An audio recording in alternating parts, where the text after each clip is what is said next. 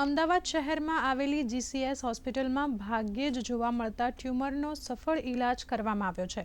આ કેસમાં નિષ્ણાંત તબીબો દ્વારા કચ્છની 10 વર્ષીય બાળકીની સફળ સર્જરી કરવામાં આવી છે, જેમાં બાળકીને પ્રેસિક્યુલર ગેંગલિયોન્યુરોમા નામની દુર્લભ ટ્યુમરની સફળ સર્જરી કરી સિદ્ધિ હાંસલ કરી છે।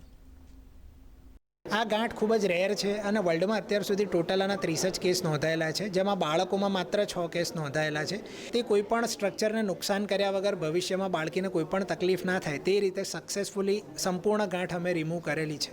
અમે એને આંતરડા સાથે જે મોટા આંતરડા સાથે ચોંટેલી હતી એનાથી અલગ કરી જે બ્લડ સપ્લાય જે નસો હોય, મેજર નસો હોય, એનાથી અમે ખૂબ જ સાવચેતીપૂર્વક એને અલગ કરી, જેથી કરીને કોઈ મોટી નસોને ઈજા ના થાય, બ્લડ લોસ ના થાય, કે બ્લડ લોસ થાય તો બાળકને આપણે જોખમમાં મૂકી શકીએ। અને બીજું કે એનો જે ગર્ભાશયવાળો પાર્ટ હતો, ગર્ભાશયના આપણે કોઈપણ પ્રકારનું એને ડેમેજ નથી કર્યું અને ગર્ભાશય આપણે ટોટલી પ્રિઝર્વ કર્યું છે। પ્લસ જે અંડાશયનો ભાગ હોય, બંને બાજુના અંડાશય આપણે સેપરેટલી એને કોઈપણ પ્રકારની ઈજા વગર આપણે એને બચાવી શક્યા છે।